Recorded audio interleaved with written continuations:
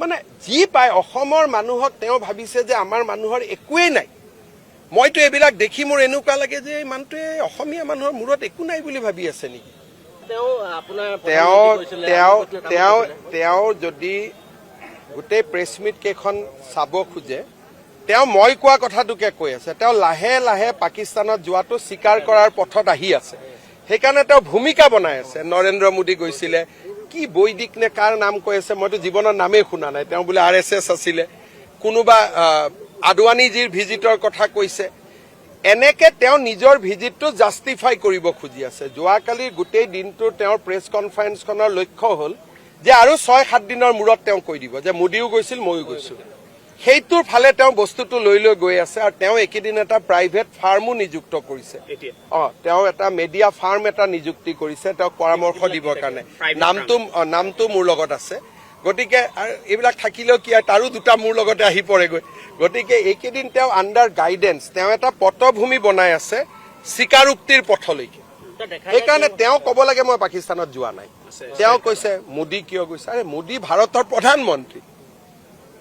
আজি অহাকালি যদি ভাৰত পাকিস্তান শীৰ্ষ সন্মিলন হয়, পাকিস্তানৰ প্ৰধানমন্ত্ৰী দিল্লীত আহিব, নহলে ভাৰতৰ প্ৰধানমন্ত্ৰী ইছলামাবাদত যাব। কিন্তু লগত ভাৰতৰ বৈদেশিক পৰিক্ৰমাৰ মানুহ থাকিব, ৰৰ মানুহ থাকিব, IB থাকিব, পুৰা প্লেন মানুহ যাব। যি কথা পাতিব প্ৰত্যেকটো কথা ৰেকৰ্ডিং হ'ব। কিন্তু এখেত কাৰ নিমন্ত্ৰণত গ'ল, এখেতে কাক জনাই থৈ গ'ল, সেইখিনিতো কোনেও নাজানে। আৰু মই আজি আপোনালোকক এটা কথা কৈছো, তেওঁ যি ধৰণে গৈছিল আৰু য'ত গৈছিল অত্যন্ত ঘৃণনীয় আৰু নিন্দনীয়। মই ৰেডি হৈ আছো। অত্যন্ত ঘৃণনীয় আৰু নিন্দনীয় জাগাত তেওঁ গৈছিল। মানে মই কলো নহয় যে মোদী ডাঙৰীয়া য'ত গৈছিল ৰাষ্ট্ৰৰ কামত গৈছিলে, তেওঁ য'ত গৈছিলে পাকিস্তানৰ কামত গৈছিলে। ঘৃণনীয়, নিন্দনীয়।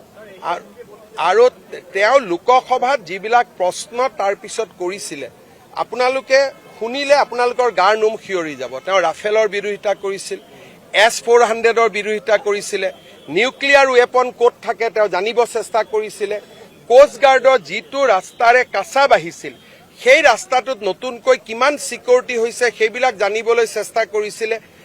আৰু 90 জন ল'ৰাক তেওঁ পাকিস্তান এম্বেচিত লৈ গৈছিল ৰেডিকেলাইজ কৰিবৰ কাৰণে। তেওঁ নিজৰ ল'ৰা ছোৱালীক ভাৰতীয় কৰি ৰখা নাই। এতিয়া কৈছে মোৰ সৰু ল'ৰা ছোৱালী, সৰু কাৰণেতো আপুনি চিটিজেনশ্বিপটো পৰিৱৰ্তন কৰাব নালাগে। ডাঙৰ হলে নিজে যি কৰে কৰিব। তেওঁ আজি 4 বছৰীয়া 8 বছৰীয়া ল'ৰাজনক নুসুধাকৈ ল'ৰাজনৰ ভাৰতীয় নাগৰিকত্বটো পৰিৱৰ্তন কৰাৰ অধিকাৰ তেওঁ আছে নেকি? গতিকে যিবিলাক কাম তেখেতে কৰিছে ৰাষ্ট্ৰৰ কাৰণে ঘৃণনীয়, ৰাষ্ট্ৰৰ কাৰণে চিন্তনীয়। আৰু মইতো নিশ্চিত যে 10 ছেপ্টেম্বৰত এই ঘটনাবোৰ দিয়াৰ পিছত তেওঁৰ পৰিবাৰৰ পাছপোৰ্ট কেঞ্চেলো হ'ব আৰু বহুত কিবা কিবি একশ্যন হ'ব। কাৰণ এই ভদ্ৰ মহিলাগৰাকীয়ে ভাৰত আৰু পাকিস্তানৰ মাজতে 19 বাৰ অহা যোৱা কৰিছে। সেই সময় 19 টাইমছ। আৰু মেক্সিমাম খোজকাঢ়ি আৰু নহলে নেপালেদি। মানে চিধাকৈ দিল্লীত প্লেনত উঠিব লাগে, কোনো দিনে চিধাকৈ নাযায়। হয় আটাৰী বৰ্ডাৰ দি খোজকাঢ়ি, নহলে ভায়া নেপাল।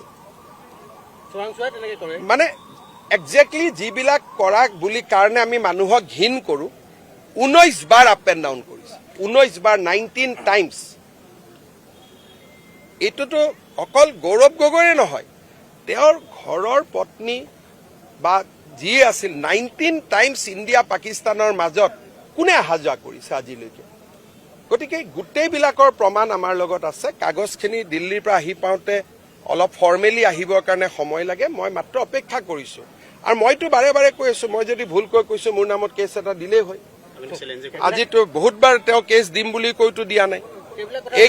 এইকেইদিন পটভূমি বনাই আছে, এইকেইদিন পটভূমি বনাই আছে যে মোদীও গৈছিল ময়ো গৈছো। তাৰমানে মোদী আৰু তেওঁ একে নেকি? তেওঁৰ কৰ কি এটা মালৰ নাম কৈ আছে, কিবা বৈদিক নে ফৈদিক, আমি নামে শুনা নাই। কাৰ কথা কৈ আছে মই বুজিয়ে পোৱা নাই। মানে যি পায় অসমৰ মানুহক তেওঁ ভাবিছে যে আমাৰ মানুহৰ একোৱেই নাই। মইতো এইবিলাক দেখি মোৰ এনেকুৱা লাগে যে এই মানুহটোৱে অসমীয়া মানুহৰ মূৰত একো নাই বুলি ভাবি আছে নেকি। যে কোনোবা বৈদিক গৈছিলে, সেইটো কৰ মানুহ, কি কথা আটা পাতা আমি নাজানো। ফটো এখন দেখাই কৈছে এওঁ। তেতিয়া মইতো ষ্টেটমেণ্ট চালো, সেই সময়তে মোদীয়ে কৈছে যে এই মানুহটোক এৰেষ্ট কৰিব লাগে বুলি। In that point of time, সেই সময়তে। গতিকে এই গোটেই কথাবিলাক তেওঁ বেলেগৰ কথা, নৰেন্দ্ৰ মোদী কিয় গৈছিল, আদৱানীজী কিয় গৈছিল, আদৱানীজী তাত মন্দিৰ এটাৰ উদ্ঘাটন আছিলে, সেই মন্দিৰটোৰ উদ্ঘাটনৰ কাৰণে গৈছিল, এইটোতো সকলোৱে জানে। আৰু আদৱানীজী ঘূৰি অহাৰ পিছতো ভাৰতীয় জনতা পাৰ্টী আদৱানীজীৰ পাকিস্তান ভ্ৰমণক কি ধৰণে মন্তব্য কৰিছিল এইবোৰতো অন ৰেকৰ্ড আছে। গতিকে আমি কেতিয়াও আমাৰ কথা দি তেওঁ নিজৰ ভ্ৰমণটো জাষ্টিফাই কৰিব নোৱাৰে। আমি এইবিলাকৰ ওপৰত, এতিয়া মোক কৈছে বাংলাদেশ কিয় গৈছে, আৰে বাংলাদেশ আমাৰ মৈত্ৰী ৰাষ্ট্ৰ আছিল, নুমলীগড়ৰ তেল আমি বাংলাদেশত বিক্ৰী কৰোঁ, আজিও পাইপলাইন গৈছে। আৰু মই লুকাই যোৱা নাই নহয়, মই সোণোৱাল ডাঙৰীয়াৰ অনুমতি লৈ গৈছোঁ, পাৰ্মিশ্যন লৈ গৈছোঁ, তেওঁ মোক এডভান্টেজ আছামোৱানত পঠাইছে, সেইখন আমাৰ বন্ধু ৰাষ্ট্ৰ আছিলে। এতিয়া যদি মোক কালি কয়, কালি পৰহি ধৰক ভূটান আমাৰ কিবা কাৰণত শত্ৰু হৈ গ'ল, আজি মই ভূটানত কিয় গৈছো বুলি প্ৰশ্নটো হ'ব পাৰে নেকি? আজিতো ভূটান মৈত্ৰী ৰাষ্ট্ৰ। গতিকে তেওঁ কোনোবা এটা প্ৰাইভেট ফাৰ্মক লগত লৈ এই জবাব প্ৰশ্ন দি আছে, আৰু সেইবিলাকে তেওঁক আৰু কষ্ট দিব। কাৰণ মানুহে মোদীক তুলনা কৰাটো ভাল নাপায়, মোদীৰ সমালোচনাৰ বহুত ওপৰত গুচি গ'ল। নৰেন্দ্ৰ মোদী আৰু গৌৰৱ গগৈ তুলনা নহয়। তেওঁ এইবিলাক কৰি কৰি নিজক নিজে আৰু বেছি ভালনাৰেবল কৰি গৈ আছে। স্যাৰ, আভ্যন্তৰীণ নিৰাপত্তা যিটো বাংলাদেশ যিহেতু এতিয়া এই বিষয়টো লৈ কালি নিশ্চয় চাওক, বাংলাদেশক লৈ আমি চিন্তিত যে সন্ত্ৰাসবাদ আকৌ হ'ব পাৰে বুলি, কিন্তু বৰ্তমান আমাৰ যিটো ৰাষ্ট্ৰৰ যিটো স্থিতি, যে তাৰ পৰা যদি সন্ত্ৰাসবাদ আহে ঘটনা তাতো ঘটিব। সেইকাৰণে মই ভাবোঁ যে আমি মোদীজীৰ এই নীতিৰ কাৰণে আমি বহুত পৰিমাণে নিৰাপদ।